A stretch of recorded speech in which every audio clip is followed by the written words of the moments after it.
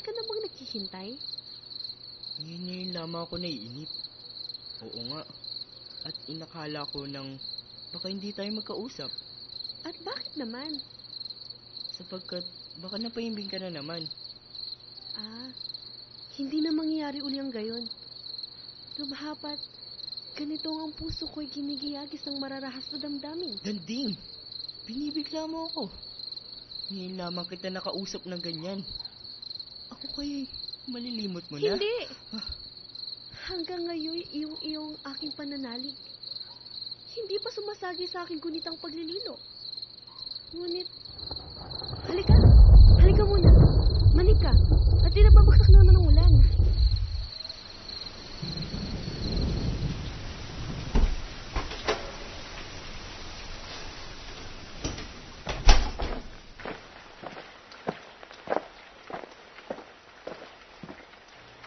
Oo, Danding. Sasamantalahin ko na ang pag-uusap natin ito upang sabihin sa iyong ako'y napaksawing palad. Tuwi na ganito, para akong magnanakaw na di makalantad sa marami. Patago akong makasilay sa maligaya mo mukha. Paumit kong iyong makaharap. Ano pa't sa dilim lamang ng gabi na ipagtatapat ang aking pag-ibig at sa liwanag ng araw ay hindi na. Mapalad daw ako, ang sabi ng ilan. Mapalad nga. Pagkat may isa akong minamahal na nagmamahal naman sa akin. May isa akong niibig na hindi mapahayag kanino man sa takot na baka ngayon pa'y mawala na. Luis, hindi yan totoo. Alam mo, hindi yan totoo. Hindi. Bayaan mong sa gabing itong maulan ay may lalantad ko sa iyo ang mga sugat ng aking puso. Itong pusong sapagkat iyo'y hindi dapat maglingid ng ano-ano man. Matagal ko nang napupuna na ikaw ay may pinaglilihim sa akin. Mula noong sumulat ka ng kayo pa ay nasa tayunan. Ang matatalinhaga mong sinabi sa liham ay natatala pa sa aking isip. May sasabihin ako sa iyo. Ngunit hanggang ngayon hindi mo pa nasasabi. Ay Juan, kung nawawalang tiwala ka sa akin, o talagang ang pag-ibig ko sa iyong di malilimot kailanman, ay pinalalagay mong kabang walang susi. Kaya ang sasabihin iyon ay pinakakalihim-lihim.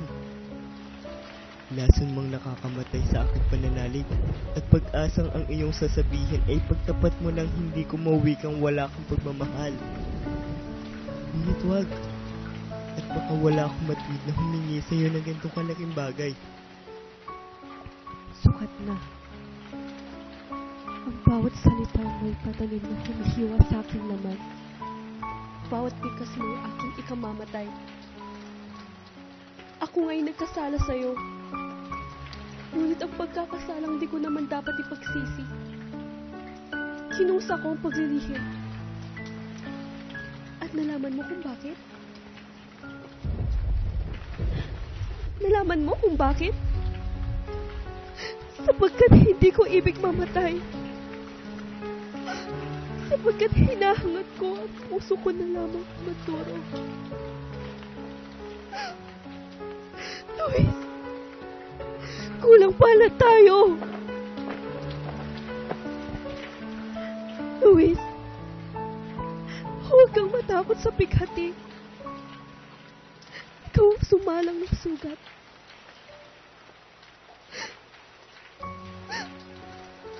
Tapos na sa atin ang lahat. Ito ang wakas ng ating pag-iibigan. Oo, kay daling matapos.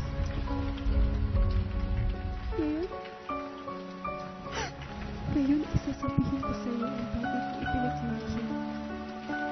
Wala akong ipagkakailaan ng anuman. Lahat ay aking sasabihin yamang ibig mo. Talagang umiibig sa'yo. At kung palayawan mo'y aking danding, ay hindi na iyo ngayon. Siya'y wala ng sariling puso. Siya'y isang kasangkapan na lamang na ipinagpipili di magluluwat. Ipagpipili, Luis. At sa halagang hindi mo maabot. Alam ko sa pag-ibig mo sa akin, 10 buhay man ang iyong ipapalit. Matapot, di sukat ang buhay. Kailangan ang salapi. Kailangan ang pilak na mataginting. Napanira sa lalo mang mahal ng mga tipanan. At makaalipin sa napakataas mga hari. Kaya ngayon, hindi na ikaw ang may karapatan sa aking pag-ibig. Iniirog man kita. Hindi si Rohalde na mula ngayon. So, kinapupuotan ko. Kung gayon, si Rohalde? Oo, Luis. Siyang bibili sa akin. At ang magbibili naman ang aking mga magulang. Luis, pinagsabihan na ako ni Papa na ako'y ipagkakasundo niya na kay Rohalde. Ngunit ayoko. Ayoko, Luis. Yan ang sinabi ko sa kanya. Hindi ko iniibig si Rohalde. Sapagkat ikaw ang nasa puso ko. Ngunit ang puot si Amang Luis. Lapastangan! Sabi niya, isa kang masamang anak. Itong pag-iisang dibdib ninyo ni Rohalde ang magliligtas sa pamilyang ito mula sa malaking panganib at kahihiyan. Pagkat ako'y may malaking pagkakautang at si Rohalde lamang ang may kusa ng loob na tumulong sa atin. Hindi mo ba yun naiintindihan? Wala kang utang na loob. Yun ang mga sinabi sa akin ni Papa. Sinabi rin niya sa akin na kung hindi ako sasang-ayon, ay mapipilitan siya magpatiwakal bago masamsam ang lahat ng kanyang pag-aari at lumabas na kahiya-hiya sa karamihan. At ako, sa harap ng ganyang sigalot, ay nalilito. Iniibig ko ang aking magulang. Iniibig din naman kita. Ipagbibili ako sa halagang hindi mo maaabot. Laban sa ganyang paghahasa ng iyong ama, ay kakasahan din ang panlaban. Pagtanan tayo, Mayorito, sa larinin ng ating palad. Alam ko iniibig mo ako, kaya wala akong katiga-tigatig. Ikaw ay akin, at di kay Rohalde. Napakahirap kang papaniwalain.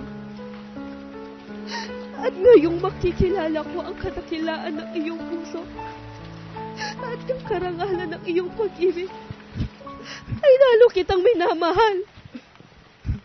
Ngunit maniwala ka sa akin, Luis. Limutin mo na ako.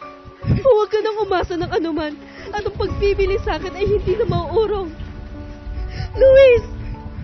Luis! Bakit di ka naging mayaman? Ano? Titing! Hindi ko sinusugatan ng iyong pagkatao.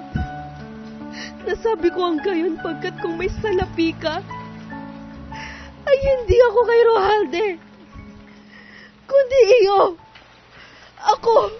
Ako iyo na lamang. Sana, ako hindi mo na iniibig, kaya ka nagsasalita ng ganyan.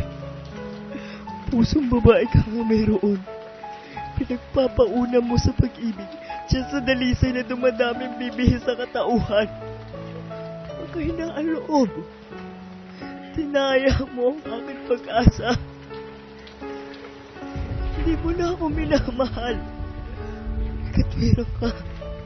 Ako'y dukha. At di dapat mangarap sa pag-akit dyan sa kalingatan. Handa lamang sa mapalad na manggagaga. Oo. Lilimutin kita. Sapagkat ikaw ay mayaman. Hindi sapagkat hinihingin mo. Halis na ako rito ng aking puso. At walang paniwala. Wala kang awa, Luis. Ikaw pa ang maghihinakit sa akin. Ibig kong sa pag-alis mo rito ay magtaglay ng paniniwalang hindi kita nililimot. Iniibig kita na higit pa kaysa dati. Dapat ang aking mga magulang ang pagpapahalaga sa kanilang naipangako. Ang kabaitang dapat taglayin ng isang anak. Oh, Luis! Kaawaan mo ako! Naunawaan kita. Punatan na ang magulang. Ang pangako. Ang kabaitan sa harap na isang pag-ibig. Ikaw ay akin. At hindi sa iba. Bakit nga ikaw na rin magpupusa sa pagwawalat ng ating ligaya? Lahat ng iyo'y totoo. Maaaring ako'y iyong pag-iningan ng sisi at pagtusta. Dapat huwag mo hinalait kailanman na kita'y hindi iniibig. Pagkat ito ang lasong makamamatay sa akin. Iniibig kitang, ngunit Kung gayon, hindi mo na makakaya suway ng mga magulang? sila ang aking pangalawang Diyos dito sa lupa. At bago ko sirain ang ganitong tadhana ng aking pananampalatayang kinagisnan, ay ibig ko munang mamatay. Sukat na, Nandi. Ay tuturing mong ikaw ay nagwagi. Iiwan ko rito ang aking puso. Aalis akong wala ng pag-asa ni pananali. Isang buhay ang inalisan mo ng halaga. Dapat hindi kita sinisisi sa pagkaganito. Nalalaman kong ikaw ay walang sala. Ang aking pinakasusumpa ay ang mga kamali ang bugo ng dalawang gawa ng tao. Ang salapi at ang pananampalataya.